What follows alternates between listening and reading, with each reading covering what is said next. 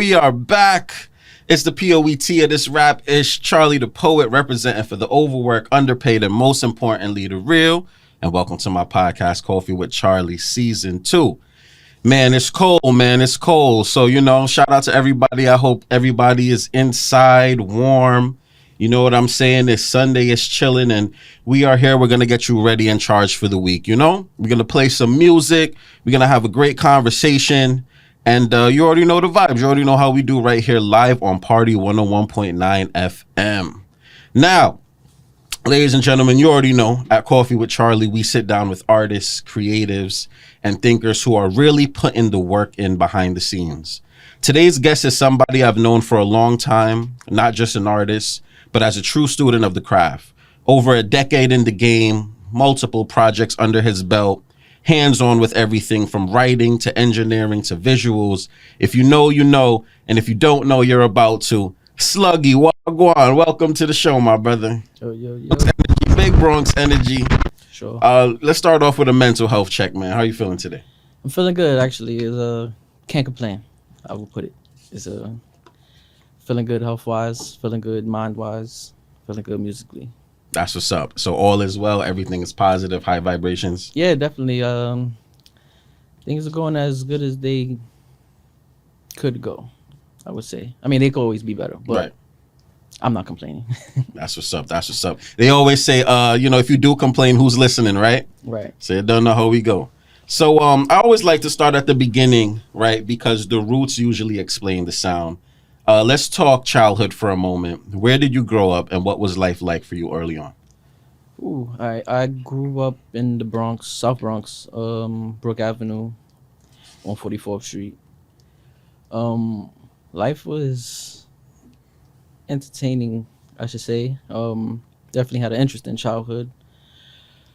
My dad used to hustle in the streets and everything, so it was always something new going on, Definitely exposed to a lot of things at an early age, I would say. But yeah, it was pretty good. I had a good childhood.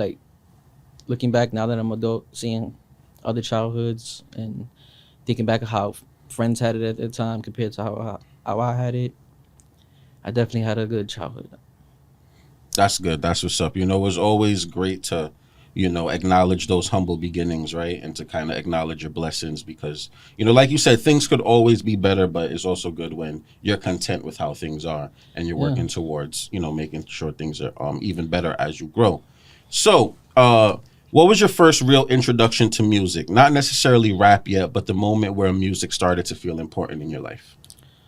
Ooh, damn, that's interesting. I never really looked at it or thought of that aspect, from a start point, but I guess growing up, you realize what type of music you like. I guess it starts there as a consumer. My dad used to always play a lot of hip hop, definitely in the crib, loud before getting ready, before we go out somewhere. I remember hearing Band from TV blasted on my big sound system he had in the living room. Hearing Give Me the Loot, Biggie, and stuff like that. And immediately I grasped to it. I was I really like hardcore hip hop, It started from there, and then DMX, that was the first artist that I was that's my favorite artist, right? And then shortly after that, Big Pun did it for me. It was a short stint, obviously, but right. Big Pun did it for me. I was no, this is my favorite artist. Then after Pun passed, I went through I didn't know what I liked or who I liked, I would say, until 2 years later when 50 Cent came out. And then I was oh. Then that was my first, my interest that I have for him is way different than anything else I have in music. I caught myself quickly becoming a stan. I was no, this is everything. Not that I had my posters on the wall, but metaphorically, having posters on your wall type of love for someone. And that's where it started, I would say, now that I think back on it, heavy into that. And then the following year, I started rapping, so 2003. That's what's up. That's what's up. Great influences. Just want to kind of touch base on the 50 Cent aspect. Do you think that 50 kind of had that impact on you because of his personality outside of music? with because DMX as well was into movies as well, but you were a little bit older at that time when 50 came out. Do you think it's because of everything that he was doing outside of music, the movies, the press, so on and so forth, or would you just say it was solely the music? It was solely the music, because, excuse me, at that point, this is 2002, going into 2003, and he didn't venture out to do other things that soon in his career. Right. Like, he did it soon in his career, but at the very early moments I'm talking about, like, just like right before getting to Shady Records, then right when he got to Shady Records, then to Get Rich or Die Trying coming out in February of 2003, like, he have yet to get the sneaker deal. He has yet to put out the video game, the clothing, or anything. Like, it followed within the next year, but at that point, it was solely just music and the persona, the story too, right? Like, so Yeah. it was just that at first. That was enough for me. Like, that whole mixtape run. By the time Get Rich or Die Trying came out, I was already sold. Like, couldn't wait for it to come out. Right. Shout out to 50, man. Shout out to 50. Okay, so who were some of the artists or sounds that were playing around you growing up that you think shaped your musical ear for music? Outside of like the DMX, the 50 Cents, as you grew older, what are some artists that you think really, really stuck with you and kind of influenced how you yourself write music and put songs together? Wayne and Drake. Literally, right there. Like, it would start and stop with that. Like, in that order, kind of. Like, it's funny because as much as I liked 50, I didn't really make music like him. And I mean, early on, like when I was just rapping without nothing on wax, rapping in the street, me and Problem and everything, we would rap like battle rappers, so the content is kind of similar. But when I started making music, like going to the studio and stuff, especially once I got my own studio, Wayne was a lot of my inspiration of how, like, one example I could give, like when I started doing a lot of songs for myself in my own studio, I noticed something he would do in his songs that I thought was brilliant, and I didn't hear a lot of other people doing it outside of him. And every now and then you would hear it, but for the most part, people don't do it. He would record a chorus, record a verse, record that same chorus again, going off of the energy that just happened on the first verse, instead of copying and pasting the first hook and putting it after. And we're taught to do that, like just copy the hook so you don't got to do it again. It came out perfect. Just paste it here. Well, I'm hearing Wayne, I noticed he would concurrently go from the end of his verse just right into the same hook, and I would know it would be different because you hear the tone in his voice. It's either more hyper, more calm, more melodic, depending on what happened in that verse that just happened. So when I heard that, I was like, oh, that's great. Let me try that out. When I noticed it, and then I started doing it, and I immediately started liking the difference, because now you're riding a energy wave, so everything seems very organic, and I like that. That's just one example of how Wayne really was one of my musical inspirations, like taking a lot of things from him. And then he was doing like melodies and auto-tune the same way I was doing at that time. So that was like a good, like, a good guide, someone to follow and be like, all right, how he's doing it. All right, cool. Hearing the errors that I think are errors from him, how can I not make that error or whatever. And then Drake, it was the songwriting. So now just dissecting how he's actually doing that song, like the concepts, the aura of it, whatever it would be, I would pick up on it and just like, all right, Drake is writing songs very differently from everybody else or whatever. At least how I took it. And then that same thing, like, so I would just bounce back and forth. Just the more I listen to them, the more I'm just picking up, and they kind of molding me without hands-on molding me, And then I would try my best though also to make sure I don't do something so similar that someone could identify it and be like, oh yeah, that's Wayne. You're trying to be like Wayne. I think people like originality, or like you for you. And if they hear somebody else in you, some people might like it because, that's obviously stuff they're already into. But I think overall, the world likes you more when you're you. So you're trying to take what they did and then make it my own. Absolutely, absolutely. 2 points from what you just said. I believe the game was quoting Kendrick Lamar. Kendrick Lamar told The Game that when you're writing music also keep in the back of your mind how you're going to perform it? Because, you know, we all know Game is one of those artists that's like super lyrical, but I believe early on he had a hard time making actual songs, like putting the hooks together, so on and so forth.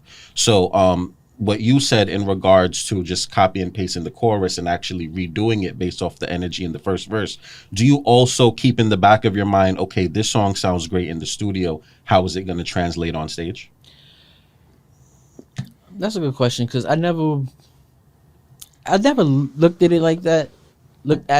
Because I look at myself like someone that's paid attention to details so much, did so much self-knowledging on hip-hop or writing music, period, making music, that I feel very polished at this point. I feel very prepared. So stuff like that I don't let it trip me up in my head and then make it something that I should be worried about. So I think like naturally it will fall down into confidence. Like I think I would go and I'd be like, I don't think that would be a problem for me. Now, what is very real is tempo and your breathing rhythm on a song. So if I will be aware though, if I have a song that going in from that first verse to the chorus is so concurrent that there's minimal breaths, you have to be aware of stuff like that. So when you go on to perform it somewhere, be aware of that. You know, that's why it's great to at those moments have a hype man, you know, someone that could fill in those gaps while you're getting in between. Absolutely. Absolutely. And then the second point, because you made a reference to you know, Drake's pen. Fast forward now, we do know that Drake got some ghostwriters. Yeah. Did that affect your love for his music as someone who's a purist such as yourself? It made me look at it from a point like they say, like, don't meet your heroes type of in a scenario like that. Not that it's the same, but it made me looking like, damn, everything is not as genuine as you think or authentic. But I like to look at stuff at surface level, you know, like what it really is, you know. So when that had came out, I used to speak with people about it, you know, that was a topic in the neighborhoods and stuff, and I was like, yes, we heard the reference tracks. We heard probably like, what, 4 of them, right? But you can't take away the whole catalog. Dude has like 400 songs that are all slaps. So you're telling me that now, if that was to have to came out, that his whole catalog is ghost written, that's a problem for me, you know. And on the flip note, I don't know if it's a little like hypocrisy, but I couldn't let that happen for me. You know, like someone asked me that the other day in the studio. He was in the studio. I was recording somebody for my mixtape. He was doing a verse for one of my songs, and he the subject came up about, I was in the studio with him because it was 2 of them together, but one of them was doing the verse. They all from my block, and he was like, yo, funny, he just started rapping, and he gave me a verse, like, and he like, yo, you should say this, and I ended up doing it, and we started speaking about it, and I'm like, look, I tip my hat off to people that could do that. There's nothing wrong with it. If you feel like there's nothing wrong with it, great. Me, the type of artist I am, my pride, my competitive nature, I would never allow myself to say a line from someone else. Not even just a line. Don't help me. Right. If you want to help me because I'm stuck, give me a challenge. Tell me like, yo, maybe say something about foam. Now challenge me so I can come up with a line about foam. Don't say, yo, you should say X, Y, and Z foam. Don't give me a line. I'm never going to use it. I'm too competitive for that. Yeah. I want people to hear anything I ever said and know that it was genuinely solely my creativity. I want the credit for that. I don't want to do stuff just because you tell me like, yo, this is a number 1. I think you should say it though. Like I can see it now. You could be a genie and it's be like, no, this is a number 1 in 8 months from now. Right. You say it. Why? I don't want to say it. I want my stuff to, it feels better. You feel more rewarded when it's your stuff that did that. Absolutely. And for those who are just tuning in, man, we're here live, Party 101.9 FM. We sitting with Sluggy. Yeah. And Sluggy comes from that era, that cloth where you had to live about what you was rapping about, and you had to have bars. You definitely had to have bars. So at what point did music stop being something you enjoyed and started feeling like a passion, you know, something you actually wanted to pursue?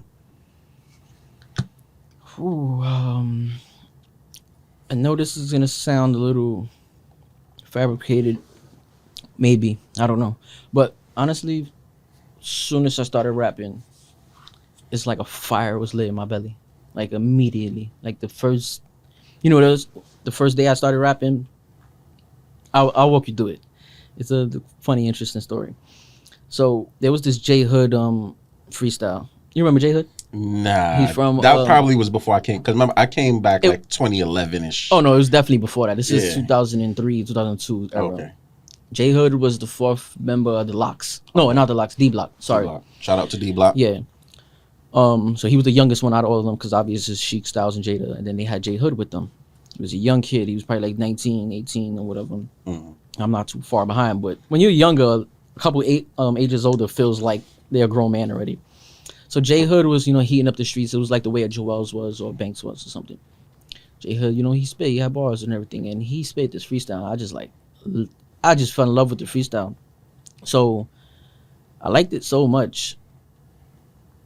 Then I realized that I had a good thing for memorizing hip hop verses. Like I spit a whole verse for the songs I like and stuff. So I liked his freestyle so much that I went and I'm like, I want to write a freestyle to this, but I don't just want to. It's not the beat; it's his verse that I like.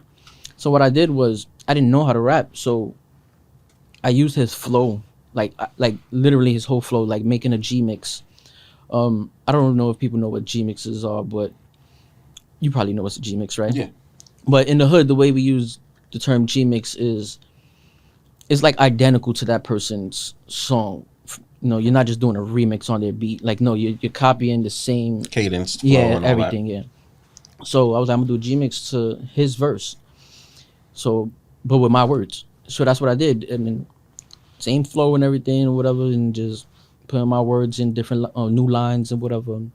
So I was like, yeah, when I was done, I was like, I gotta rap. Yo, that's crazy. But where I'm gonna spit this now, because I'm a little nervous to spit this. How about if it don't go as well to other people, right? So one day we was chilling late night on my block, young kids, 13 years old, a couple of us, probably like 6, 7 of us.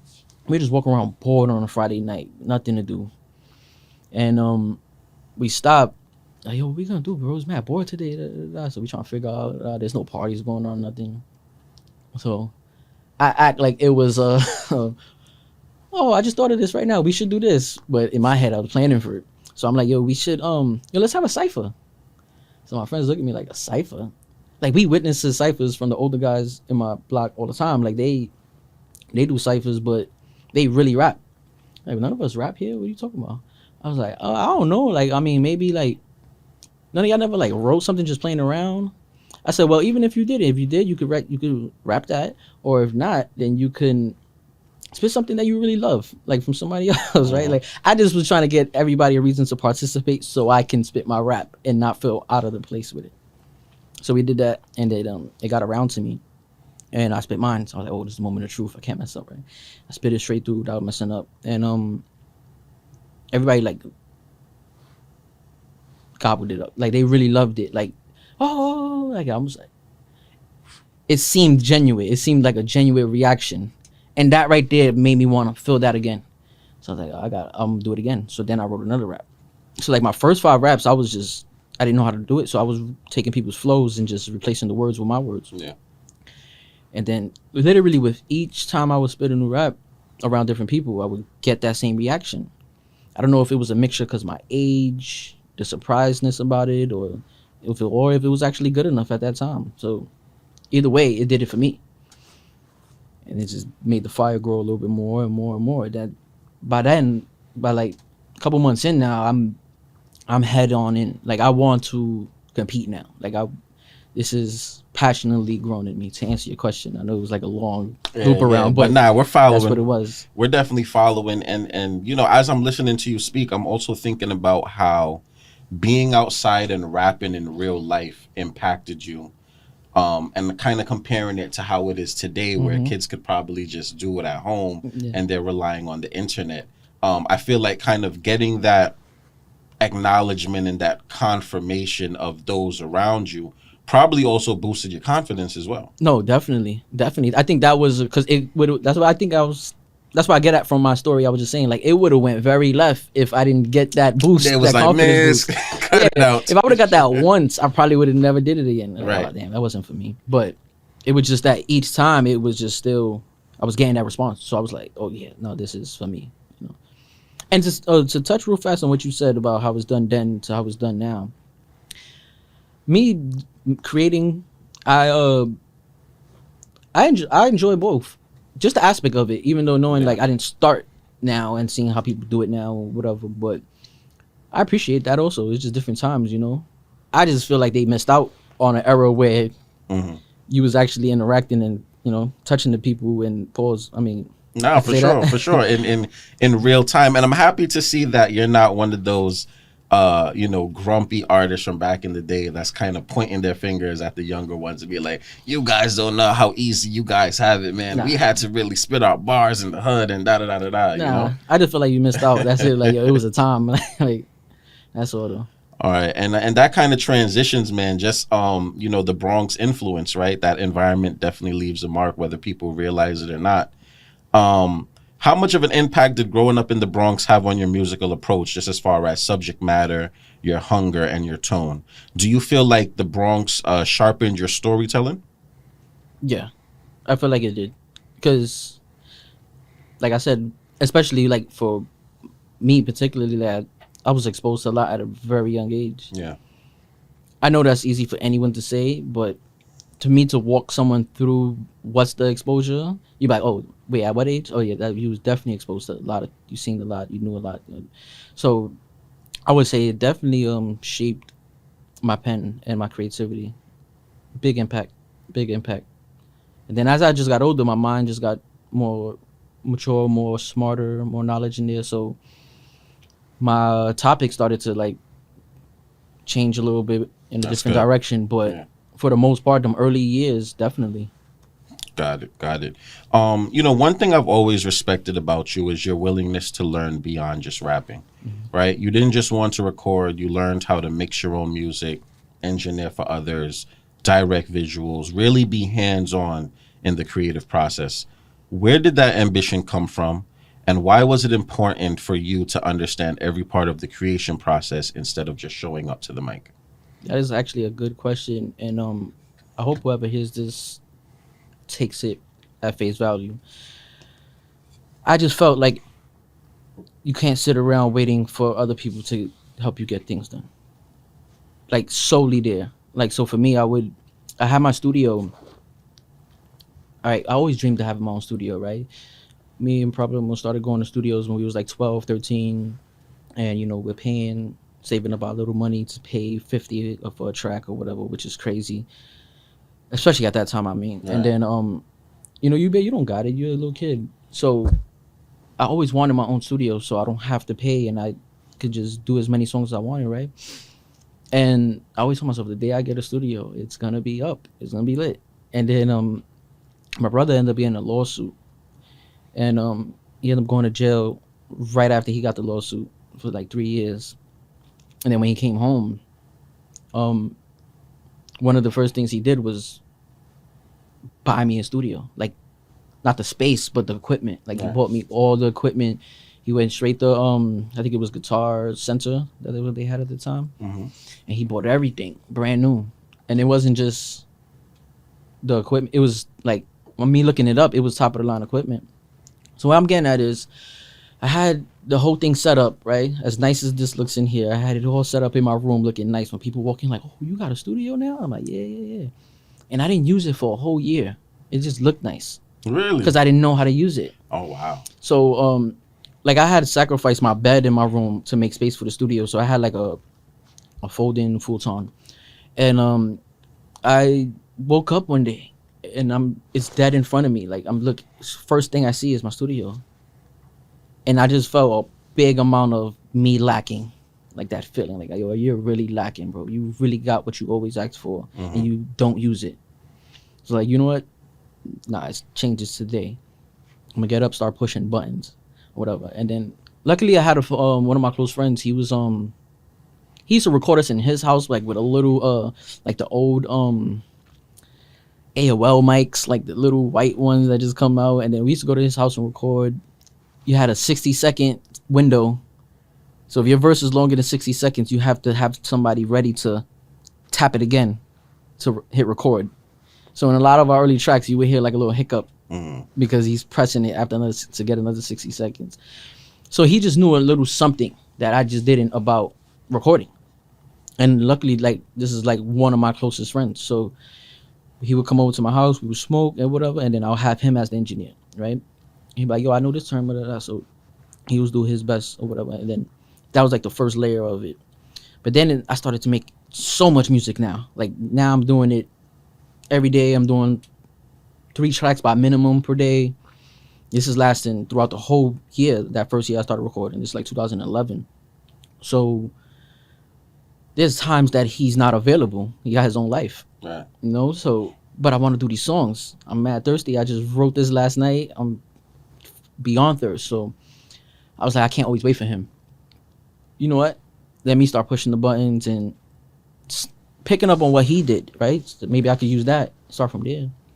And then, like you said earlier, like I'm really big on knowledge yourself. So YouTube is right there. Google's right there. So I would just go up, yo, how I do this? Like if something specific I want to know, how I do this.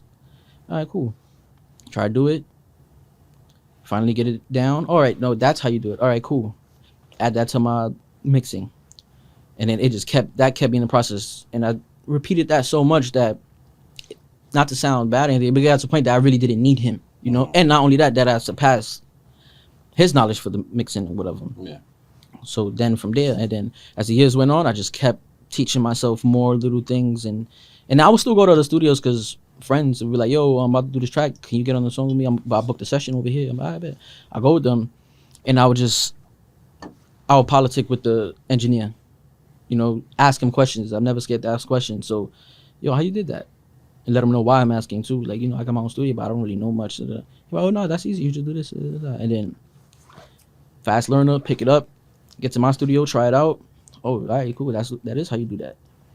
And then after like a couple years, it was like I just gained enough knowledge that I was satisfied with mixing. I'm not gonna lie, I don't know how to mix or engineer, I would say, the way professional engineers do. But I tell people, you just find a nice mix that works for you, a nice set of plugins that you well know how to understand, and use those. Don't oversaturate your mix, you know, because you hear people say this plugin or that plugin or that plugin. And until you learn how to use it, you don't really need to use it. You know, just learn the stuff you need to learn that's going to give it a nice solid mix, and that's it. So Absolutely. And I hope all the artists are listening, man. When you take the initiative to educate yourself, you know, it's not that you're putting more on your ballot, so to speak, but you're empowering yourself, right?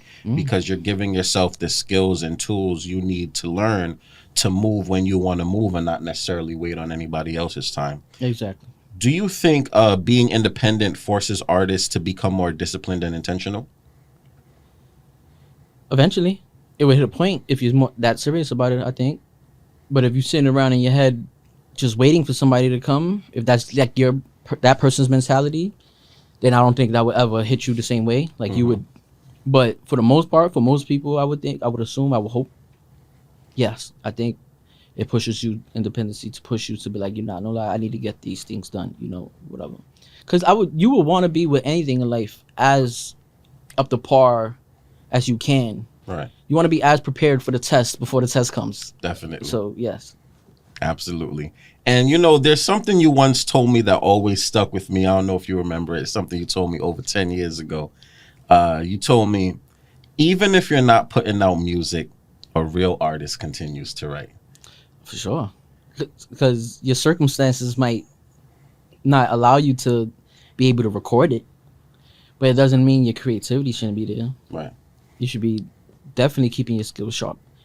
It's like anything else in life. If you don't keep them skills sharp, you would get rusty, and it will show. And music is one of those things where that's where you don't want it to show at. You know, it's certain things you can be rusty at. Like you can play a video game, like I'm a little rusty, but right. What does it matter? But music, you have to be sharp, I feel like. So yeah, always make sure your pen is moving. If you got a job and you feel like I don't really got the time to make the music though, yeah, you can still write some lyrics here and there. on your commute to work, if you drive, you can play the instrumental instead of listening to your playlist. Play the instrumental, play some beats, period. Maybe you'll get an inspiration for a chorus that just pop in your head. You know, if you got a job that got some downtime, maybe you could pull out your phone and write some notes if that's how you do it. If you're at home and you got some days off, sometimes you got to sacrifice fun. Yep, definitely. You know, rest in peace to my grandfather. My grandfather used to always say, you know, do what you can until you put yourself in a position to do what you want. So, let's talk about defining the sound, man. So for people who may be hearing your name for the first time, and if you are, it's because you live under a rock. If you're from the Bronx, you should know Sluggy. But for those who don't know, especially my Caribbean people, a lot of Caribbean people are tapped in. How would you describe your sound and style in your own words? Oh, I would start off with saying hip hop and diverse hip hop. So, excuse me. I always try not to box myself in. The more music I made, so I don't want to be put in a box if I do get discovered by a higher label, right, or anybody in a higher position. I don't want them to say, "Oh yeah, this is what you do." I want people to be like, "Wow, you're a phenomenal artist. You have a song about this, a song about that, and they really sound good." Like, so to describe my style, my sound, it's kind of really hard for me to say. For one, I never really thought about it, but two, I just try to be. I know I'm hip hop. I know I'm rap. When I say rap, I mean you're gonna get. I make catchy hooks, catchy choruses, melodic sounds. That's the song, but on the verses, oh, you're definitely gonna get a bar-driven verse. You're gonna get. I don't even like to use the word lyrical because it's used so loosely nowadays. You know, it can mean different things. They think you got you're a backpack rapper or whatever, conscious rapper, but bar heavy. That's what I would say. You definitely can get that, and yeah, I think it's good to have context to your music. So I don't know. It's hard for me to really say like my style is loud or this or that, but I would like to use the word diverse. But it's hip hop diversity. Right. A lot of versatility in your music for sure. A little bit more target focused question now. What separates Sluggy from other artists in today's landscape? I think the term student of the game, either it doesn't mean the same to other people anymore, the same way it used to mean. I really pay attention to detail, and I've yet to really, and it's a great thing, but it's also from a competitive standpoint, it's great, but also from a damn, I thought everyone should be like this. I haven't seen someone that really works harder than me musically though. I'm not gonna say other stuff that comes with music, like we were talking about off camera, like promotion and marketing, which I do know I don't have that much strength in, but the creative process, I haven't seen no one outwork me, and sometimes it's concerning to see like, damn, I thought everybody works this hard. Right. But then I realized like, no, you actually are working a lot, you know, and I go that the receipts of that is that I have 36 mixtapes, you know, that I engineered all myself, you know, written all myself. No ghostwriters. Yeah, you know, doing that, and it's not just the work. It's not just the it's not the quantity. It's not just that. It's the quality of. So my first 5 mixtapes, I would use each mixtape to get better. Meaning, so I put my first one out, heard the feedback or whatever, and then I would like to take away the cons, right? Put those on the table first. So I'm like, all right, what people saying that I was lacking in, or what I could have got better in. All right, cool. So let's say, for example, somebody was like, yeah, you can always rap. Like, you had bars since you was 13, whatever. I'm like 21 when I'm releasing my first mixtape. And you're like, but your flow, you know, you could be a little better. All right, word. Challenge accepted. So then I will go and try to work on my flow. How do you improve on something that you just not that good at first? Pay attention to what people consider that as a good version of that. So what's a good flow? So I started studying what's a good flow? What's considered a good flow? All right, going outside of my playlist, listening to people that really have good flows and stuff. I'm like, all right, That's what's considered a good flow. Now, can I identify with how I don't do that? That's hard for people to swallow, right? Because they, no, I do that. Obviously, you don't. If a lot of people telling you. So I would look, all right, cool. That's what it takes. All right, I gotta swallow that tough pill. Try to imitate that. See if you could get that right. Boom. But at the second tape, I was focusing on flows. Not that I'm pushing bars to the back because I know I can do that. So that's not a problem for me. So then now adding the two together, testing it, see what people think. Yo, your flow is crazy on this one. Like, yo, you really stepped it up. It must have worked. All right, cool. Yeah, but I feel like you could have like better beats, right? It's always something. So all right, cool. Challenge accepted. How can I get better beats? How can I go about this? How can I go about picking them? Boom. In that same process, going all the way down to like 5 mixtapes in a row, I would take it like, oh no, yeah, but your choruses could be better, and then I would just keep on trying to figure out how I can really get better and not take it so personal, you know. So I would do that so much, and then so I feel like with paying attention to detail, trying to like really knowledge yourself and get better, taking the time and effort to really get better, and then the quantity also, so quality and the quantity. Very good, very good. And for all the artists that are listening, as you can see, Sluggy, what he did was he had a great reference point. You always want to have a good reference point if you're comparing yourself, right? You want to compare yourself to those who have good flows, those who have good bars, and not necessarily mimic, but put in the work to get better. And then he also had a real life reference point, right? Because he was taking the critiques from his peers. You know, in the Caribbean, we have a saying that goes, you have to be the king in your yard before you be the king abroad, right? So you got to make sure you dominate your space first and then branch out. Mm-hmm. So, you know, speaking to the 37 mixtapes, right, you've released a solid catalog over the years. Projects like Back to Work, Tunnel Vision, The Red Print, The GIF. I also got to get at you because not all of the Back to Works are on there, right? I only saw like a few, so you deleted some. You know what happened? Nah, I didn't. So when I first was putting out the tapes, I would Dat Piff was my main source. Okay. And then secondary backup, I would put tapes on SoundCloud. And then there would have been some tapes that I put out that I just never got around at that moment to put them on SoundCloud after it was ready on Dat Piff. But Dat Piff was my main source, so I had all my tapes on Dat Piff.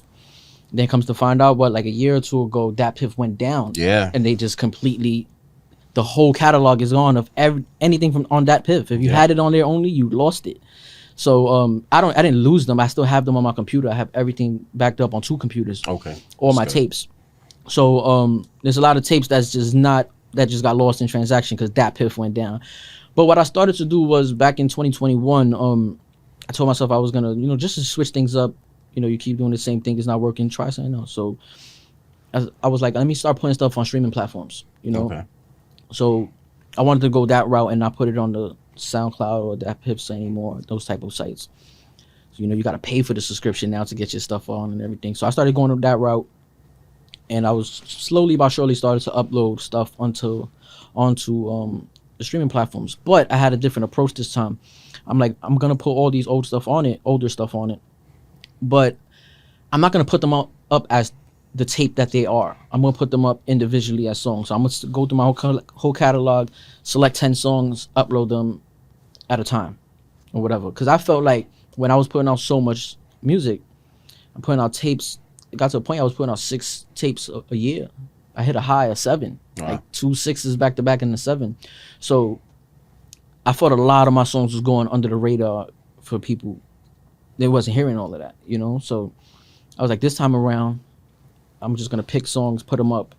So now when you go to my name on any streaming platform, it's just a whole bunch of songs. You can press shuffle, let it play, and you're going to get a song from any tape pop up, stuff that you probably missed. And let the people know what exactly do they need to type in to find all your stuff. You need to type in Sluggy, SLUGGYY. It's funny, I had to put 2 Y's because somebody else said that. Yeah, and I'm like, I never heard of that, right? And then but you could type that in on streaming platforms. It's funny, on SoundCloud you can still find me at Slugs Brim. That was my prior handle, you know, before. I changed it up just to be a little more clean cut, a little bit more marketing reasons. For sure. And also not the same person I was when I was a teenager, you know, early 20s. So for sure, the, you know, the elevation is real. But definitely, you know, whether you on the streaming platforms or you want to go on SoundCloud, tap in Sluggy or Slugs Brim. Real good music, real great music. Looking back though at everything you've put out, and I know this one might be hard for you, but which project means the most to you and why? Means the most. Yeah. See, the word meaning, that's because means the most. Not like what I like the most or what I think is the best. Like Yeah, what no, which one? Yeah, means which the one means the most? most? Like if a label just came tomorrow and was like, we got $1 million for your catalog. Is there a project that you're like, you know, I gotta keep the ownership to this one right here? Because when I recorded this music, I was going through such and such time, or you know? Yeah. Which project is that? It's funny. I made a list not so long ago about like the top, what I felt was the top best 10, and meaningful played a role in that. Like when me and my best friend was going through a real, shout out real, and we was going through it. We would he's the only person that had heard every single thing I ever did. Like, you know, even though it's all out there for anyone to hear all of it, but I doubt that's the case. There's probably a lot of people that I know that got to like 85%, which would be a high number. He heard 100% of things I created and put out. So we can have that convo of like, nah, this one's better than this one. Nah, I don't know, because this had this on this. So we actually came up with a 10. Well, I came up with my 10, and it was interesting and it was fun to do. But honestly, it was a mixtape I came out with on the end of 2023. But it was called it was a double disc. Not really how many songs was on there, but I split the 14 tracks I put in half, 7 and 7, because of the 2 different vibes I had on it. And I called it Out the Way, and then the second half was called The Way Out. You know, flipping, playing words, whatever there. But I say that one because when I finally was done and I played it back, and then after time, go back and hear it and be like, no, it was what I thought it was. I think that was hands down just the best body of work I made by far. Like, because there was a lot of projects I put out that at that moment I thought it was my best body of work, and maybe that was true until I came up with other stuff after. But that one, I would be that confident to put it if you said like bet the house on it type thing, or like a label, like not whichever one. Remember, if you get this wrong, I will play that in front of anybody. Like literally. Out the Way and The Way Out. Yeah. Is that up? Can we find that? Okay. Yeah. Got it. So everybody, make sure y'all tap in Sluggy, Out the Way, The Way Out. Support good music. Now let's talk about the business side. As we reflect on the journey, I think it's safe to say that one area a lot of artists, including us, could have capitalized more on is marketing and promotion. Definitely. We rely heavily on friends and family to share music, but realistically, certain records need a budget behind them. Yeah. What's your opinion on running ads, paid promotion, and investing financially into records you believe in? I think it's paramount. I think it's very important. Definitely very important, because if not you, then who would do it? So I learned that the more older I got, and the more that I started to be able to have it financially to actually put behind myself. You know, at first, and if you don't really have nothing, your pockets ain't really that right at the moment, it's easy for you to look the other way and be like, I mean, what can I do? But when you start having extra to do stuff for yourself, you should. So I know that's somewhere where I always lacked that for different reasons. But once I was able to start putting a budget up for myself, I don't cheap myself out of anything. You feel me? Like you're only cheating yourself, right? So if it calls for something, hey, I'll do it. Like not so long ago, like I think it was last year around this time, I was about to do a music video. The guy that actually shoots my music videos, Willie Caba, he I actually asked him to get on the song, right? The song we was gonna shoot a video for, but not for that reason. It happened in the opposite way. Like I just asked him to get on my mixtape, and then on my EP, and then he like, yeah, sure, I'll do it. Whatever. We ended up doing the song. I guess he ended up liking the song so much in the following days or weeks that he hit me back and he was like, yo, bro, we gotta shoot a video for this. So I'm like, all right, yeah, we could do that or whatever. So then like while going through the convo and he's telling me his ideas that he's having for real, whatever, he's like, oh, by the way, you know, like this is free. Like I got you, like, because he charges a pretty penny for his, which is worth it. Like he shoots great videos. Mm-hmm. But he's like, oh, by the way, you don't gotta give me nothing for this. I'm like, oh, thanks. I mean, I appreciate that even more. Then he's like, nah, yeah, definitely, we gonna make this come out great. And I'm like, I bet, whatever. So what I'm getting at is, it was a love song, and I needed a lead role for the female, and for his idea that he had. So like, all right, cool. And then he was like, oh, I can look into like, for a lot of my videos, I look into modeling agencies and get, someone to play. They charge. They have their profile up there and how much they Right. charge and everything per hour and everything. So I was like, I agree, we could do that. At no point when he presented that to me was like, I don't know. Why would I pay a girl to get in my video where I know girls, right? But I was like, no, I get you. I get what you mean. And this is what they professionally do. So, yeah, let's do it. And then he had hit a couple girls up, and then he didn't get any. We didn't get no responses, which he felt was odd. He was like, damn, I usually get a couple responses. Like if I hit up 10 girls, I'll get at least like 2-3 responses. He like, no one has written back yet or replied. I'm like, all right. I'm like, he like, well, if you could find somebody, that'd be great too, like, but I'll keep trying to mine. So I was like, all right, great. So I started straight posting on my social medias. Listen, I have $200 for anyone that wants to do, that would do my video for 2 hours only. It would be in one day. I'm just putting a 2-hour limit on it. It's probably not gonna take us 2 hours, but I'll put 200. Right. And it's funny. I had a lot of friends hitting me up like, yo, bro, you wilding, like that's too much. Like you overcompensating. But I'm like, listen, I just want to get it done.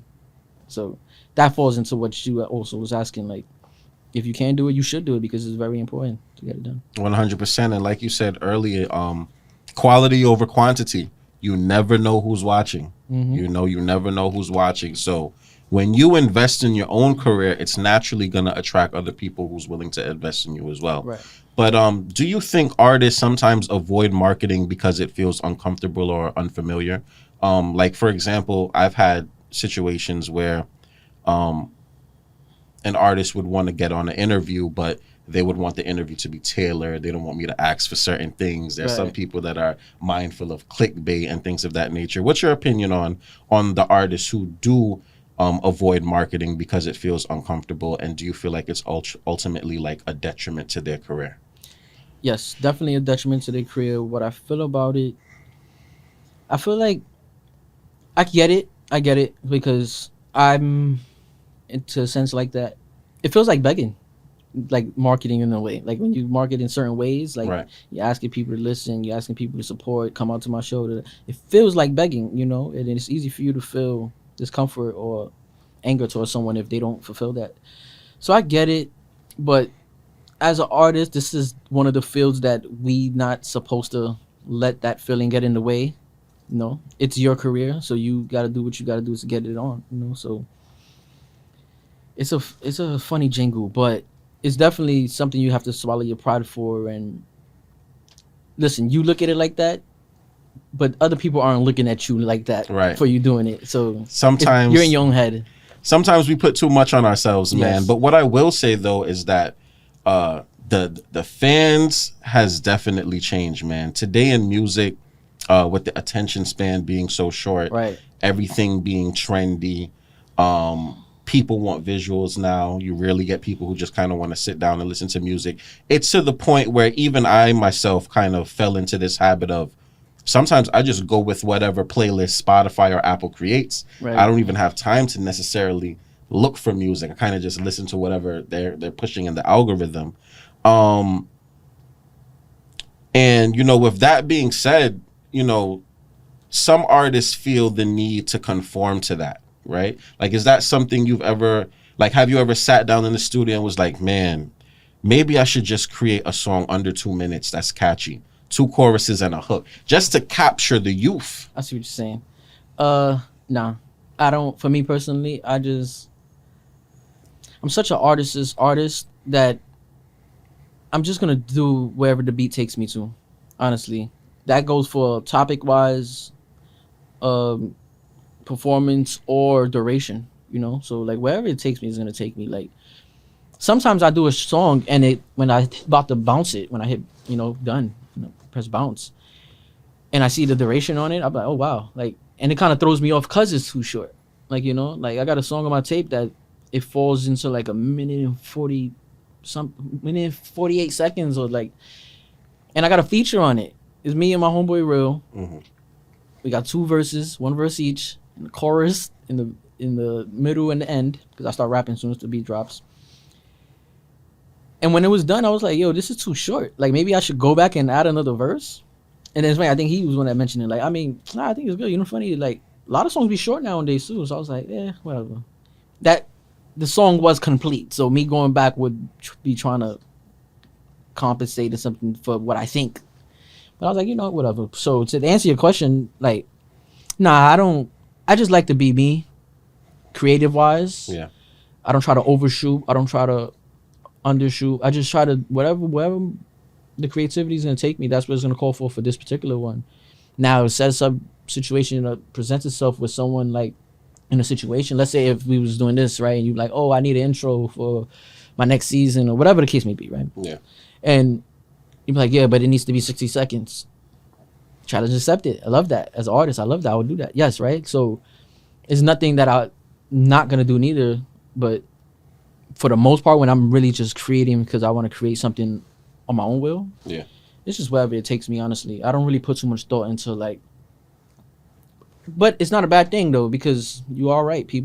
We live in a different time now where those type of things are clicking, right? And making people pop off. So like even doing TikToks and stuff, like I had my friends recently the other day where we were drinking in my house after doing the podcast. They was like, yeah, you got to do a TikTok for that song. Like, but I'm like, I haven't did it because not that it's not on my mind. I just don't know how to go about that. Like, it feels a bit foreign, yeah, like, right? you know, yeah, it definitely feels foreign. And I don't want to just put something and it's not worthy because I like to do whatever I do, make sure that it's above standard, not just standard. So I'm like, I'm just taking my time with it. It sounds like lacking when you're speaking to somebody that keeps telling you about it, but it's like, nah, I just want to make sure it does right because I have no experience in this field. Nah, for sure, man, for sure. And things are better off when it's organic too. You know, sometimes if you chasing it doesn't normally end up the way how you want it. But let's talk about the music game today, man. What's your honest opinion on where hip hop is at right now? You know, I think for the first time in history, no hip hop music in like what, the top 40? I seen that. I forgot which number. Maybe the top 40, top 100. But I seen that. Yeah, and I seen a couple of different podcasts talk about that, and I was like, oh, that's interesting. That definitely is interesting. I mean, I don't know. I guess it's the climate of, look, nowadays, we do get a lot of good songs, right? Still to this day, but I just think stuff is more what they call it, microwave rap. For sure. So you know, it's quick. It's quick heating up, quick cooking up, throw it out there, let it get spin. But I think it's losing context. You know, it's not a lot of times you hear songs now at this very moment. I mean, from even 5 years ago, where stuff was already changing, the climate, Yeah. And things was already changing, and you don't hear the same even type of context. Like, you don't hear the same like, how I'm trying to explain this is what's being said, right? Yeah, the subject matter is definitely subject different. matters is what's being said. Like, we get a lot of female rap now, and I think females been dominating the game of hip hop for the last 2-3 years for sure, Especially right? in the clubs. Yeah, but Especially in the clubs. it's the same. Listen, I'm not bashing nobody, but it's the same message. It's the same message, same lyrics too, like kind of like, Yeah. you know, the same sounds too. So I think the game is getting diluted a little bit as far as context goes, subject matter, like you said, but nonetheless, you still every now and then you get some good songs from people, you know, and I think that's part of hip hop. You're gonna get artists that really care more than others, you know, and it's no one's to blame neither. It's just stuff evolves, and like everything else, no one's to blame. I say, and I genuinely mean that, is because why would I make this type of music that you're saying I should make if I just made $1 million off of this, a couple $100,000 or whatever the case may be? Like, this is Right. actually working.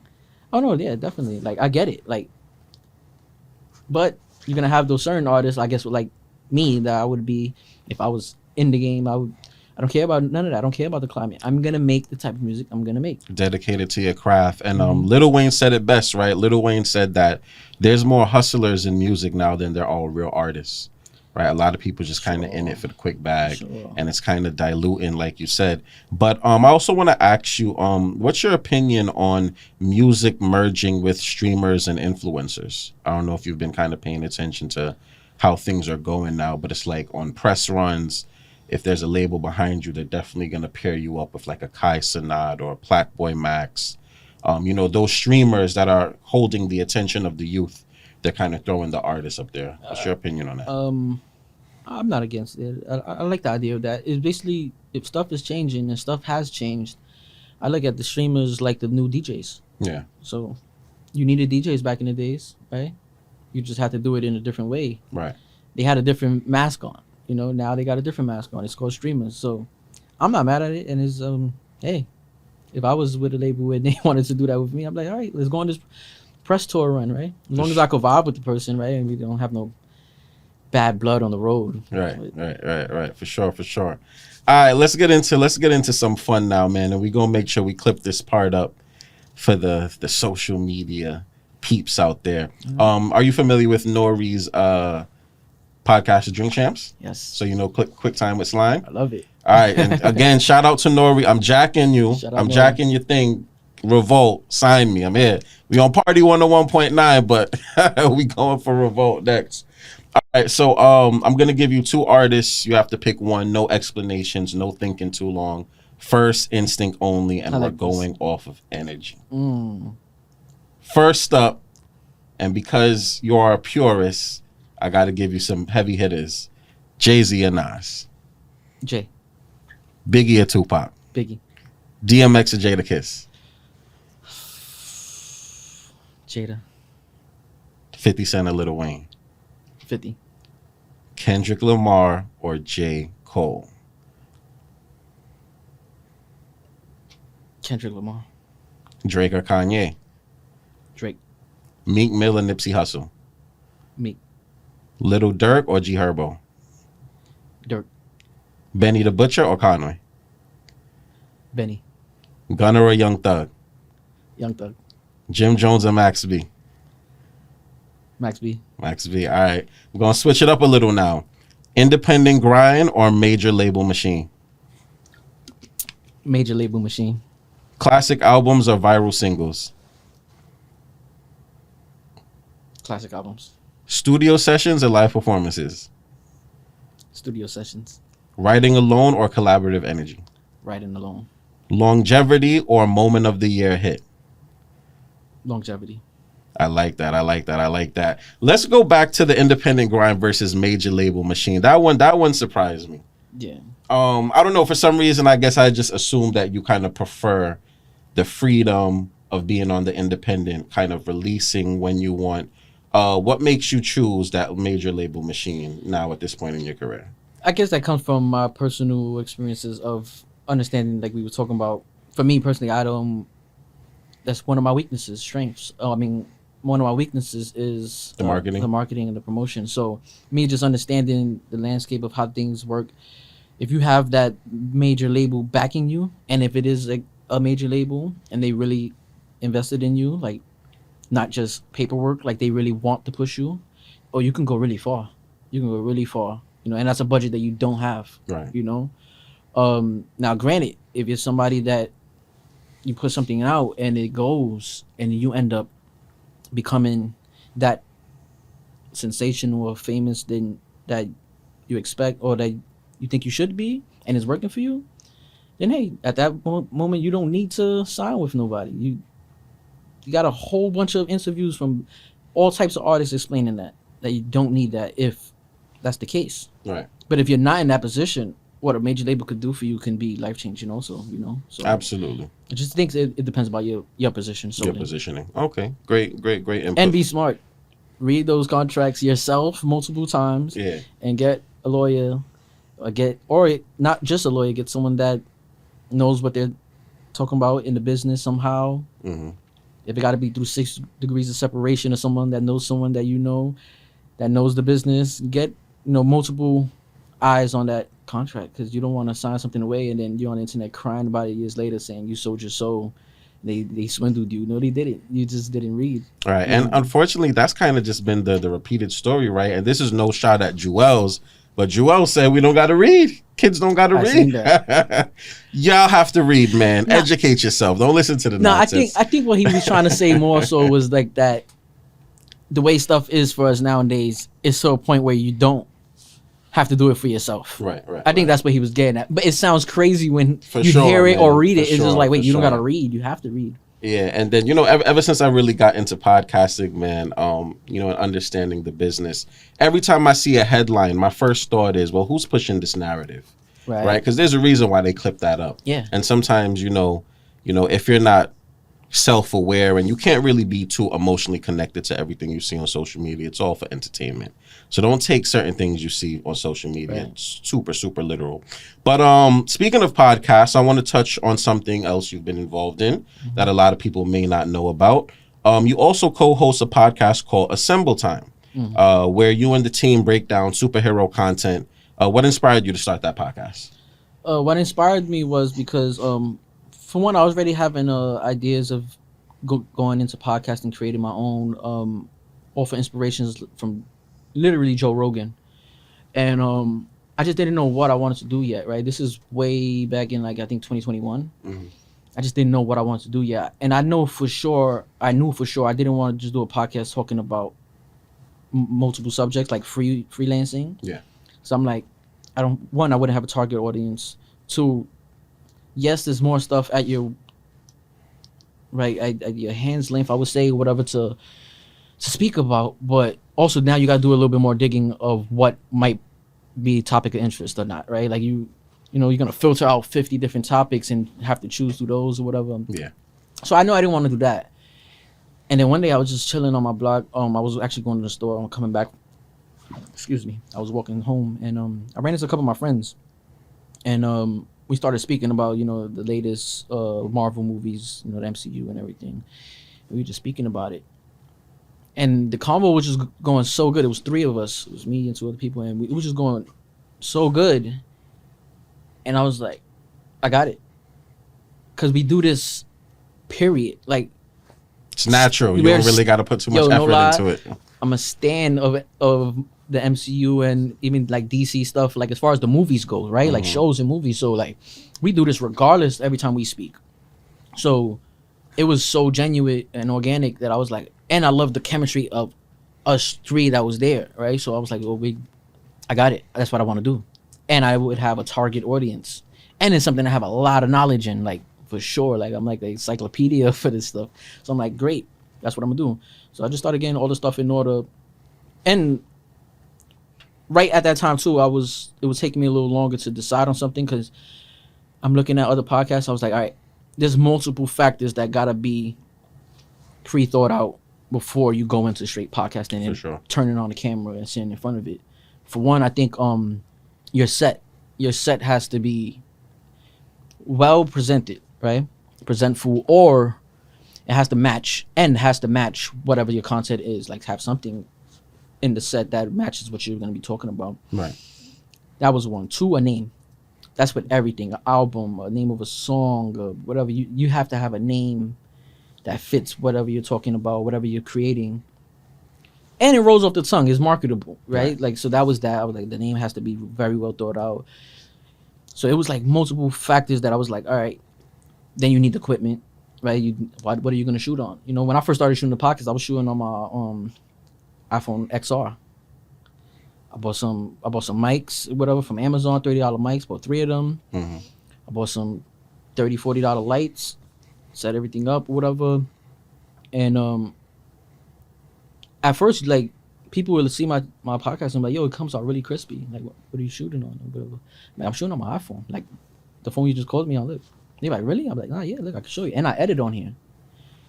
So there was a lot of people be amazed about that, like, wow, whatever. And then once I thought of all the stuff to get back on track, I was like, all right, I'm ready to shoot. And then I went to eat with my dad that day at a restaurant, one of my favorite restaurants, Ito's, Japanese restaurant. And he was like, yo, I got you something. All right, he like, come out to the car. He goes to his car. He opens the trunk. He pulls out a big roll, like something rolled up. I'm like, what the hell is this? It's like 6 feet tall. I cut it open. I started unraveling it. He had asked me earlier that week, or like 2 weeks earlier, to send him a picture of my logo and everything, and I sent it to him. So he had printed out, got it, and it's like, it's not paper. It's like that material that's, I don't even know what material that is, but it feels like rubbery a little bit. But when you print stuff on it, yeah, it's like big 6x6 picture of my logo, and it just had like 5 superheroes on it, like Batman, Superman, Spider-Man, stuff like that, Hulk, and then assemble time on the top in HD 4K picture. So That's what's up, man. and it's That's ironic, awesome. yeah, that was the day I was gonna shoot, so it just worked perfect, and I got to just hang that up right in my background, and then from down I just got it going. That's what's up, man. Shout out to Pops for believing in the vision, man. It's always good when you have, that support from home and whatnot. Do you see any connection between superhero storytelling and the way you approach music and creativity? Any parallels there or no? That's a good question. No, not really. I think that for me, they're two different passions, two different worlds. But like anything else, you can take stuff and put shit here. So like one time I wrote a complete Hawk movie where the idea what I was gonna do, I put it on my platform, and I was just gonna narrate it and show pictures that match what I'm saying of the story. So what I would compare those is like the actual creativity of storytelling from when in music, when I done made tracks that was about a story that I just made. Yeah. Like, oh, this is a story about a girl that went through depression and slit her wrist. Like, that's all creativity. That's not something I've seen happen or went through, but it could be someone's story, right? So the fiction part about it of just creating something. So there's times where you would see overlappage, but for the most part, for me, it's just two different passions I have. Okay. Got it. But it kind of all just ties back into music, right? Because whether it's bars or podcasts, it's all about expressing perspective. Right. Let's talk about your top 5 rappers, dead or alive. Nice. I like that. Hey, nobody attacked me for this. This is my 5. But is this going in who I think is actually like their ranking, or just like what it ranks for like my personal interest of the person? Yeah, just your personal top 5, dead or alive. In no order. In no order. All right, that makes it easier. So I'm gonna put 50 there. Wayne, Biggie, Lloyd Banks. Shout out to Lloyd Banks. Not a lot of people give him his credit. Shout out to Lloyd. And believe it or not, I'm tossed up between 2. Is like, which one do you actually listen to more? Which one do you think like hit higher in the ranks? But I'm gonna go with mine, since that's what we were talking about. I'll put Drake for me. Drake, okay. Yeah. Solid top 5, man. Solid top 5. It was gonna be Jay. That's what I was talking about. Either Jay or Drake. Like, Yeah. But if I do want to say who I think is top 5 though. Also, like, Okay. just not my personal thing. So, well, I mean, it is still my personal, but it's just like in the ranks of hip hop. Yeah. I would like to put Biggie first. Okay. I think Biggie is the top 1 for multiple reasons. Like, I hear Biggie today, and it sounds like he made that song yesterday or tomorrow. Timeless Like, music, I love right? it. I think Biggie's like everything about him was flawless. Biggie, I think followed by Jay-Z after that, and then artistry. See, it gets tough here, but I'm gonna put Wayne there. I'm gonna put Wayne third. Solid top 3 so far. Biggie, Jay, Wayne. Yeah. 2 more. And look, I know people probably kill me for this one, but I really think Drake is one of the best that ever did it. Like his catalog and everything, like everything about it, from every aspect. If you want to dissect it, I think Drake was 4th. And I can't not do it without putting 50 there.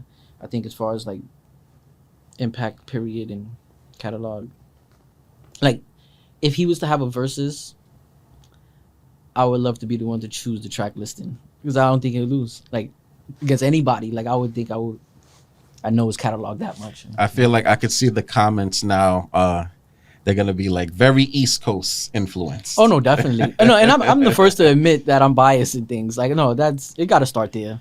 Okay. And before we close out again, thank you so much for tapping in, Sluggy. No, thank you. But let's talk about we gotta hit some controversy real quick. We gotta hit some controversy. Like I'm here for it. The P. Diddy documentary. Ooh. Without getting too deep into it, yeah. What's your opinion? Look, now at this moment, I'm gonna try to push to the side my biasness from who made it. right? Because it Right, starts. because I was gonna get into that too. Yeah, Because we can I talk about that soon. personally don't like the fact that 50 was the one who. But then I forgot the things with his baby mom. But let me hear your Yeah. perspective on it. What's your perspective on this documentary? Honestly, just from a viewership and a person that wants to create short films and everything, and I got experience in that field already. And just a watcher. I consider myself a cinema connoisseur. Like I think I know a lot about watching movies and shows. But I thought it was very well put together. I binged it, so I got to watch it straight through and pause and take it all in.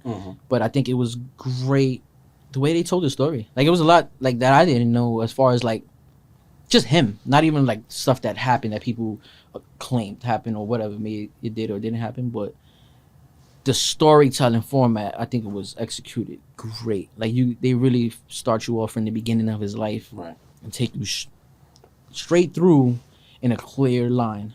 I like that about it. I thought that was a very well put together documentaries, and I like documentaries. Every now and then I watch one, especially on like artists or somebody. Like I want to see their journey, but it was one of the better ones. I'm not gonna say the best one, but it was one of the better ones I've seen that told that person's story, whether it's from someone else's vantage point or not. But it got the straight line. You're like, oh, all right. Literally, like going down age, like 19, 20, like stuff like that. It felt like it at least. Yeah.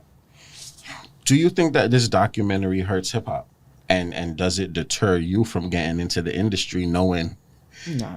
what's going on behind closed doors, man? I mean, like you'll be hearing about that stuff, like stuff going on behind closed doors. Right, but it's now confirmed. Nah, it takes a strong-willed, a strong-minded person, I think, to be like, I'm not doing that. I don't care. I'm not gonna sell what people call my soul for opportunity. If you're gonna regret it, right? Like that's now. Hey, if you're gonna do something and not regret it, then that's a decision you make. But Right. me person, I'm too strong-willed for that. There's no one that can make me do something I don't want to do. I don't care if it's something that I really want more. Like like if I really want to get on, I really want to be charting one day. That's a fact. But now, if you put a contract in front of me, and the contract, if I go through it and I get professional insight on it that went over it, and they're like, hey, it's not right, man. I know you want it. I know this is 50 Cent himself putting this contract in front of you. Right. I don't sign it. I'm not going to sign it, I know I want this a lot, but I'm not going to, you can't ignore something because you want something more. Right. Be smarter than that. So now for activity stuff going on, no, you're definitely not getting me to do something I don't want to do. Right. It was wilding, man. But do we, from the hip hop community, right, people who love this culture, love this craft, should we hold? I mean, of course, Diddy, he got sentenced, right? He's being held accountable for his actions. Feel me? The law did what the law does. Hey. Do we, as lovers of hip hop, hold 50 Cent accountable for being the name behind this documentary? Because some people feel like one black man shouldn't be tearing down another black man, and then other people feel like we need to hold people accountable for their actions from within the community. What's your opinion on that? Look, bias aside, it could have been anybody that made this. It could have been two rappers that I disliked, and one made it on the other. But I like the second sentence a lot too, like because I really think like that. Like I cringe when I hear like racist things. Period. Because I just feel like why at this point in life it's just not people. Right. Like why you just not looking at someone like that's a human. So when you say accountable, to me that sounds like someone did something wrong. But when I'm looking at things from my intelligence, I don't see nothing wrong with what he did. He's trying to tell people like, hey, we all don't condone that in hip hop. Yes, that's a fellow peer, but I'm letting you know this is where I draw the line at. So I think a lot of people should do that in life. Like you should do that with your best friend. If you see like, if you know like he's beating his like baby mother, let's say example, right? Like you should be able to tell your best friend, hey, that's not right. And not only that it's not right, it can't happen again. I'm cutting you off. I understand people make mistakes, but you gotta, or someone doesn't support their child, they just abandon their child, and where do you where's your morals and integrity? Because now what type of man are you? The company you're keeping around, the things you're allowing around you. Right. You know, so I think people just need to hold people accountable, you know, or distance yourself from it. So I'm not mad that it's him, and me being a super fan of his. This is way up his alley. Like he's been doing this since the dawn of time for multiple people. So, Top 5 petty. Like it's been going on. It's shocking now to see like how like a lot of people that was too young when during his run are surprised by these things that he does. I'm like, this is not as bad as the stuff that he used to do sometimes. Like this is crazy. Like when he had a more immature mind and whatever. So yeah. Hey, listen. Now you can call me biased. I support anything he does. But even and then, going back to my senses, if he did something that was like, whoa, I would have to draw the line too, right? Because now you got to stand by what you're saying. So I'm just happy that's not his case, that I could still be a fan. I could imagine how like R. Kelly fans felt when they had to stop listening to his music in public. Bill Cosby too. Yeah, all of that. So, hey, but no, I wouldn't say holding him accountable for it. I think it should encourage other people to not say do a documentary on anybody you got a problem with now, which I do see happening now. I see like in the next like 4 or 5 years, well, from here to the next 5 years, that probably start being a thing. Like you see like 2 other rappers beefing and somebody put a doc on them out. Mm-hmm. But I don't think it'll be oversaturated. People get tired of that quick. Copy. And then one last current trending topic I want your opinion on, you know, especially you being a Drake fan. A lot of people feel like Kendrick ended this man's career. Yeah. What's your opinion on, you know, that whole situation of Drake versus Kendrick, and kind of it seems like the industry turned on him, and even Drake suing the labels for the bots, marketing and promotion, right? Labels being the one to funnel those bots through the streams. Before I give my whole insight on that, it's funny that that's the last sentence you say. Anybody that been like into like hip hop or trying to get on or anything or paid attention to the landscape, that always been a thing too. Like, or at least always been a whisper. Like they was buying records in stores when stores had CDs. Like they would say, "Oh, to boost the numbers up." That's always been a rumor. Like, oh, they buying numbers. Now it's just streams and bots that you can do it without going nowhere. So I don't doubt that. I don't doubt that part at all. But to answer like the whole original question, it's funny you bring it up again. I just revisited their beef on Wax like 2 days ago, a day ago. I was listening to it again. Like I was just going back and forth listening to their songs, and it was very good. I like both sides of it, honestly speaking. At first, me being a Drake fan more than Kendrick, I would give both tracks a shot when they came out. But I knew what I was standing at. I was like, he's about to kill him, like whatever, and that was cool. But still hearing them and taking them in for what it is as an artist, I don't dislike Kendrick. You feel me? Actually, there's a lot of songs from it that that was a good one. So it was easy for me to appreciate both sides. What I can say is, I think nowadays, and this goes for anything, I think if you win so much in front of people, they can't wait for you to lose. 100%. So, Floyd Mayweather said it best. Wow, that what I was about to follow it with. Floyd is the perfect example. Why you think his fights would sell that much? They just want to see you lose. And the more you can push that legend, the better it makes you a legend, right? But now there's certain stuff that you don't control the outcome. See, in Floyd's situation, if a boxer just goes in there and does what he's supposed to, he might not lose, right? Like if you train that much or you're that good. So, but in a music situation, in a rap beef or battle, there's not a judge. It's not no championship belt that says this person won, a guaranteed. There's no stats. It's not a sport. So it's easy for people just to be like, hey, if they want you to lose, you lost. And I think that's the case. Like I see that happen with a lot of things. Like honestly, 50 went through that, and I think Wayne went through that. Meek, when you win just so much in front of people, especially if you're not being humble about it, right? They can't wait for you to lose. And the moment they choose when you're gonna lose, you lost. It doesn't matter if you. Now, sorry, not to cut you off. I think he out-rapped him. When I say he, I think Drake out-rapped Kendrick. Yeah, like when I listened to the, not saying that he didn't rap his tail off, also Kendrick, but when I was listening to the other day, I'm like, oh, nah, this is crazy. Like, Family Matters is really a 3-part assault that I feel like is barred heavy, flowed heavy, style heavy, swag heavy. I think that was the best diss lyrically that came out that whole battle. Yeah. I think Not Like Us is the best song that came out of that, and I don't think that's a debate. It really is a great one, you know. But I don't know. It's just whatever side it was. To me, I think it was closer than people say. I don't think he landslid him. I don't think he just cleaned him. Like, when I say I don't think Kendrick just obliterated Drake. I think it was closer than you think. And I think it wiped everybody's memories of the person. I think y'all would say a different outcome. I think y'all would say, people would say, not everybody, but When you say they, right, when they decide when you lose, are you referring to public opinion or are you referring to the music industry? public opinion. Public opinion. Public Okay. Okay. I don't know if the music industry also swayed it to a winner or not. I didn't look at it from that aspect while it was going on. I didn't look at it and say, oh, they trying, the industry, the ones behind are making this happen this way. Nah, I didn't see it that way.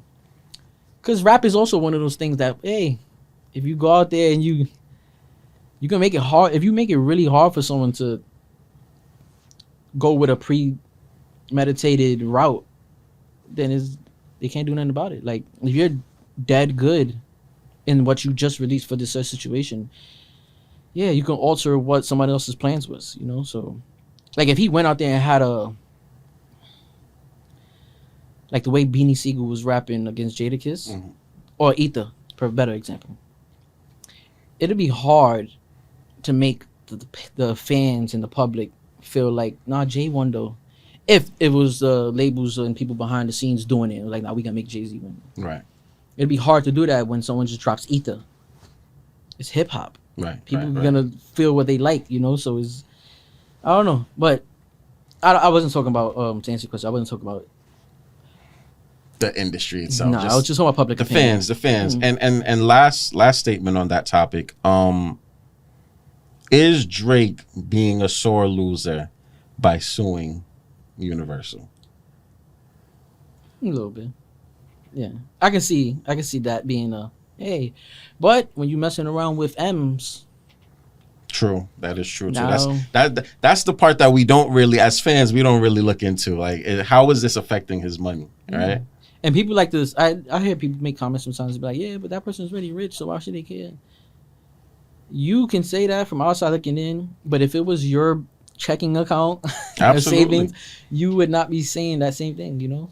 So you don't know what he's really feeling about it. Like, nah, like, I know someone from behind the wall could tell you about behind the wall more than someone not behind the walls, right? So it's like, no, I'm telling you, this is not a conspiracy theory. They know I got a case, so maybe he feels like that. Maybe the proof is there. I don't know. But now from a hip-hop fan, it's like, yeah, it's a little uncharted territory that you just touched into. And maybe you are a little, what was the term you used when you asked it? Is he a sore loser? Sore loser. Yes, definitely. I can see that being at least a percentage. For sure. But you don't know. Big up to Drake. Big up to Kendrick. Yeah, both of them. Shout out to everybody listening, man. We got Sluggy in the building. Yep. So as we close this out, I always like to give artists space to speak directly to the people.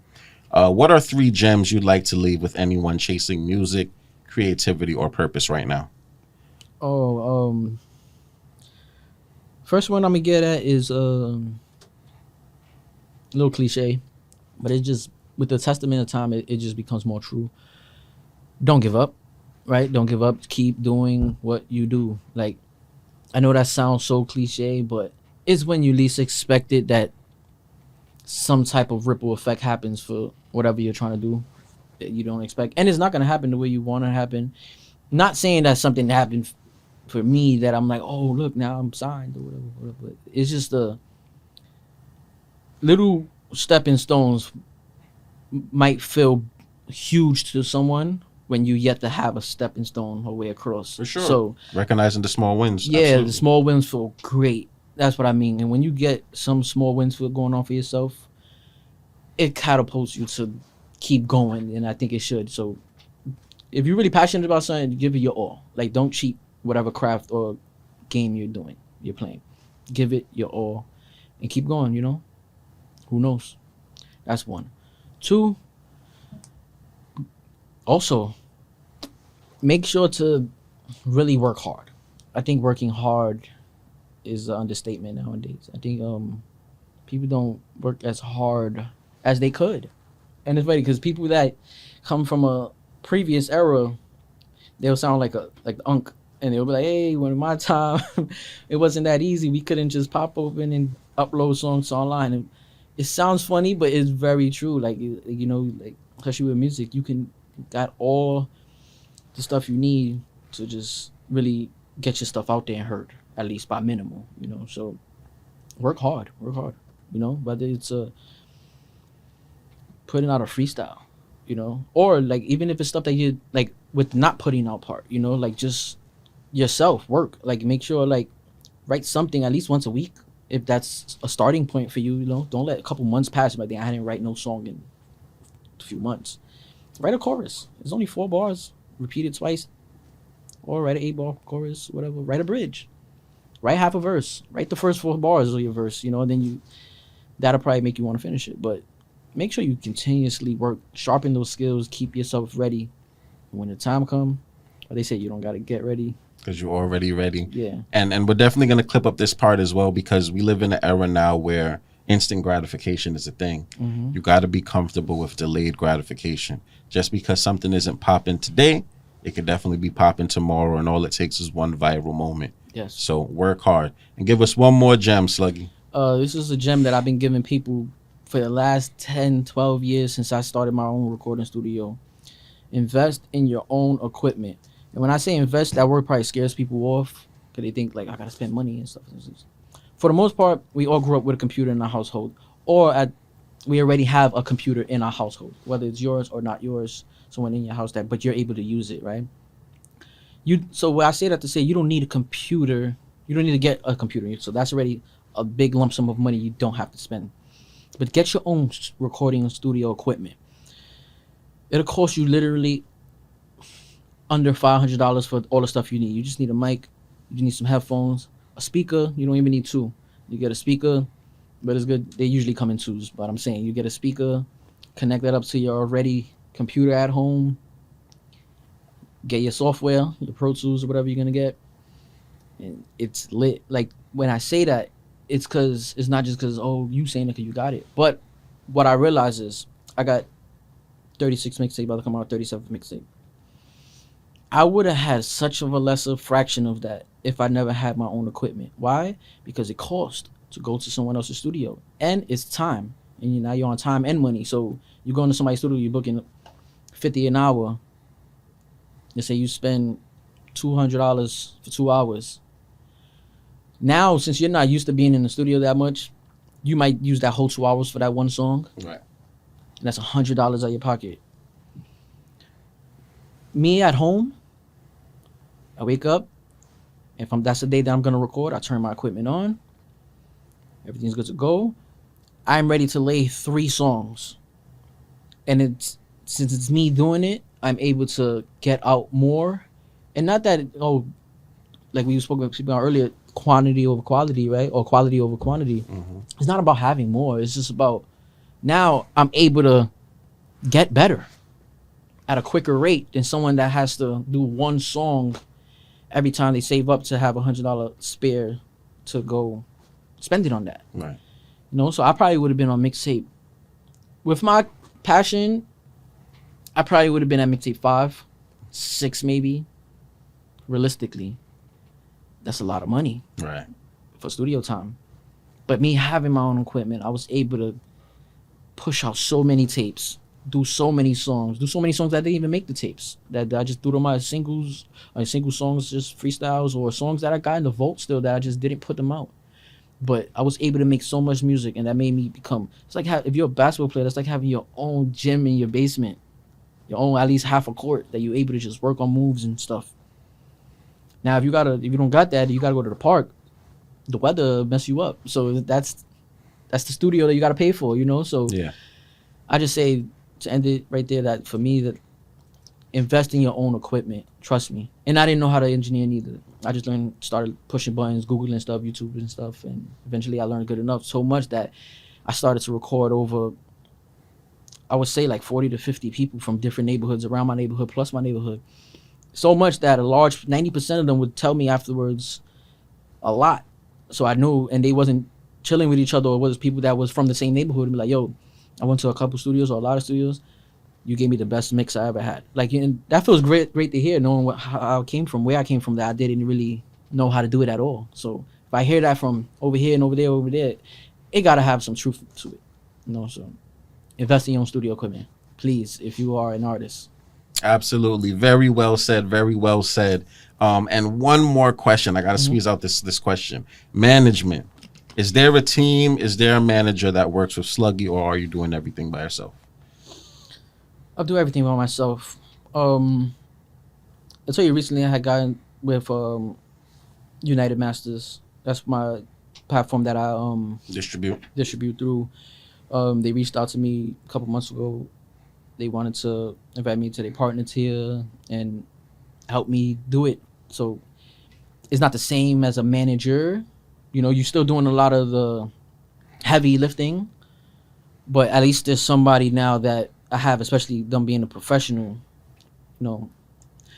organization, that I can now, after I do the heavy lifting, send it somewhere that they can now help me do some type of management, as far as, I know it's not the same as distribution, but hey, that's someone still getting it out there for you, to ears and connections you don't have. So that would be the only thing I would say. Probably, like, I have that in my corner now, and that's so new that I'm still in the first processes or steps of even getting the first work that they would help me get out.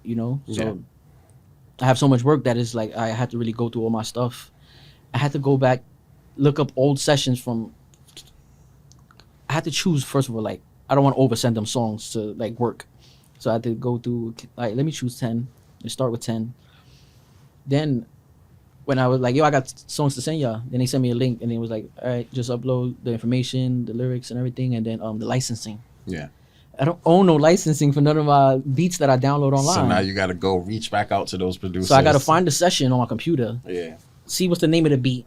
Go on SoundClick, where I get my beats from.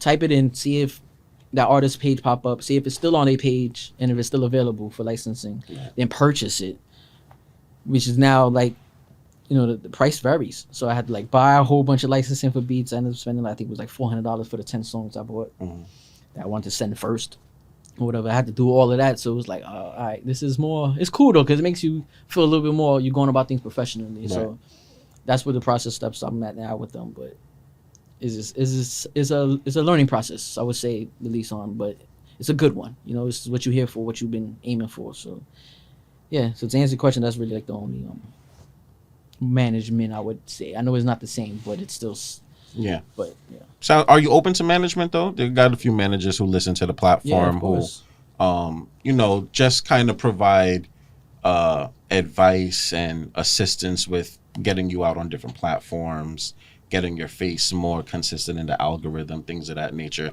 Is that something you're open to? Yeah. If the situation is right? No, yeah, I'm definitely open to that. Listen, honestly, I'm open to any type of collaborative effort for someone that wants to be in my corner. I think I'm smart enough to filter out something that's not for me. Right. So sorry for something that's not for me, but I'm definitely for all that. Like, I never looked at it and be like, no, I could do it myself. They just want a percentage. People out to get you. Hey, listen, it's not that. It might be deep one day, but it's not that deep right now. And I need all the help I can get, and all the hands I could get, that someone's gonna get me more ears. So yeah, I'm always open for something. Absolutely. Teamwork makes the dream work. Definitely. And this is definitely a full circle moment for me, because for those who don't know, when I was on my rapping tip, came back to America, one of the first studios that I went to was actually Sluggy Studio. And I had a project idea that I wanted to put out, New Kid on the Block. I ain't get to put it out yet, but shout out to Flock and Ron, shout out to Mike G, shout out to the whole Batansis. You know what I'm saying? I moved like around 2018 and whatnot, but it's always good to have a platform and to collaborate. And definitely Sluggy's music will be in the rotation here on Coffee with Charlie season 2.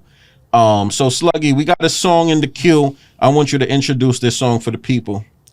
All right, yeah, this song is off my latest EP I released last year. It was called Joyride. This song is called Poppin'. It's just a song for the ladies, and it's a song I would like to hear played in like H&M's and Forever 21s and stuff like that. Yeah. Like you said in the beginning, man, diverse music, versatile. You can't box him in. Sluggy, poppin'. Hey girl. Ladies and gentlemen, that was Sluggy, poppin'. Song officially added to the rotation. You already know, Sluggy, I appreciate you pulling up and having this conversation. This wasn't just about music. It was about mindset, discipline, and growth. Make sure y'all tap into his catalog, support real artists, and remember, the grind doesn't stop when the cameras go off. Sluggy, let the people know where they can find you on social media.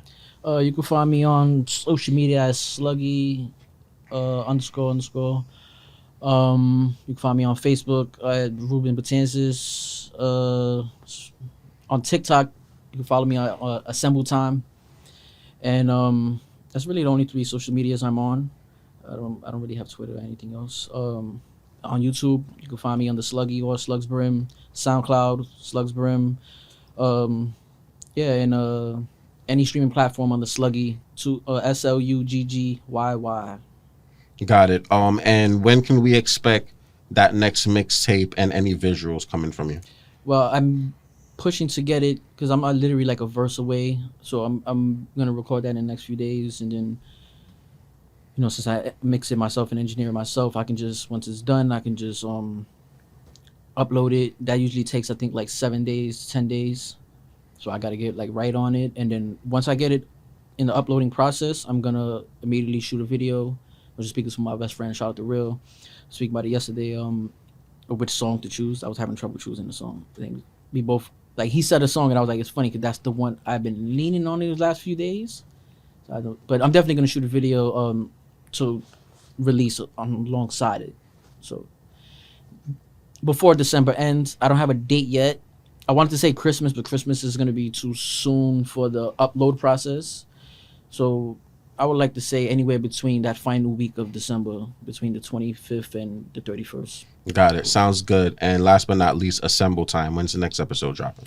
Next episode should drop tomorrow morning. Tomorrow morning? Yeah, Monday. Is it on streaming platforms or just YouTube? It's just on YouTube. On YouTube. Yeah. So YouTube, Assemble Time. You already know it's the POET, Charlie the Poet, another dope episode.